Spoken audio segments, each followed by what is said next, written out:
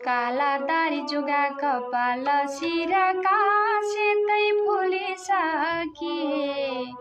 फुप्ली सुन्दर दन्तका जड पनि बेकम्ब भई भत्किए गालाका सुकी मासु चाहुरी परी सर्वत्र लोती बसे आँखाका भरि तेज घुस्रुका भई गैरा कुनैमा पसे धारो लाग्दछ रालको जहीँ तहीँ चिउडा भरी तरतरी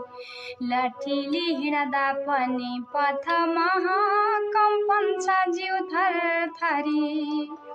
गर्थे आदर जो अघि अघि जति त्यो सब गइगो हटी